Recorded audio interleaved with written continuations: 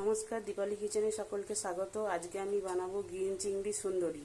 এর জন্য প্রথমেই লাগছে চিংড়ি মাছ, কালো জিরে, টমেটো, কাঁচা লঙ্কা, ধনেপাতা, কাঁচা লঙ্কা বাটা, টক দই, আর লাগছে সর্ষে পোস্ত বাটা, জিরে গুঁড়ো, নুন, চিনি, পরিমাণ মতো জল, আর লাগছে সাদা তেল, সর্ষের তেল।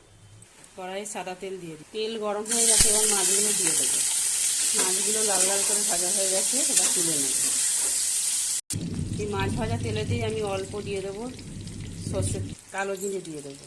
এবারে টমেটো কুচিগুলো দিয়ে দেবো, ভালো করে নাড়াচাড়া করে দেবো। সর্ষে পোস্ত বাটাটা দিয়ে দেবো।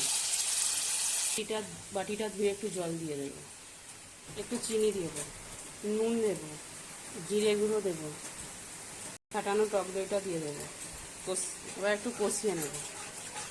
ভেজে রাখা মাছগুলো দিয়ে দেবো। মাছগুলো দিয়ে একটু ফোটাবো। বেটে রাখা ধনেপাতাটা দিয়ে দেবো। ওপর দিয়ে একটু সর্ষের তেল ছড়িয়ে নামিয়ে নেব। ওপর দিয়ে একটু ধনেপাতা আর কাঁচা লঙ্কা ছড়িয়ে দিন। রেডি হয়ে গেল গ্রিন চিংড়ি সুন্দরী। ভিডিওটি ভালো লাগলে লাইক, শেয়ার অ্যান্ড সাবস্ক্রাইব করুন। নমস্কার।